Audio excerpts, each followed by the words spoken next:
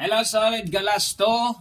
Tuloy-tuloy ang ato ang paghatag sa to ang best bagdo Klasto today, April 11, 2026, adlong Sabado, no? So tuloy-tuloy lang ang pag-share nato dire og best bagdo Lasto. Basta kay napay mananaw, naasad ta dire, no? Basta kay napay mo abay, napay mo sabay, mo salig sa tong pabagdokang Lasto, permi gid tang naa dire. Palihog ko i-like og i-share na lang sad ni, may na lang makitaan sa uban og mo target taron, no, makabenepisyo sa itong mga bagong viewers na to. Okay? Og karon pa ka, tuplo ka ra ng subscribe, i-click ra ng bell button sa tapad, isilik ang all kung sa YouTube.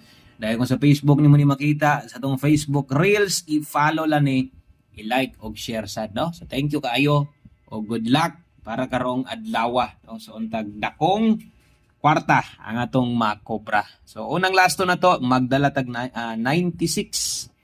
Pwede ka mubutang anig pamoste, no? Ibutang ta lang way lasto inyong lugar. Manarget man sad ni atong lasto dire. Pwede nimo nang punan rig pamoste, pick up ni mo ni dalahon nimo isip best pairing nimo. Anya punan lang nimo pamoste, no? So magamit gyud ni. Ikaduhang lasto, nagtangag gyapon tag 9, 93. So palihasad 39 ha. Ampo gyud nga mamoste para dakog chance mo target. Or kung magpaiwit dito sa tumoy, okay ra gihapon, no? Bisag rumble. Og ampo gihapon mo nga naay mo ending nga size kay lamang na sa tagayo ana.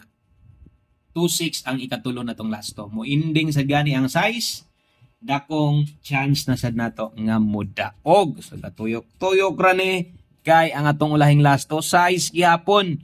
Mas maayo sad kung mamoste kay basinyag mag 6-0, no?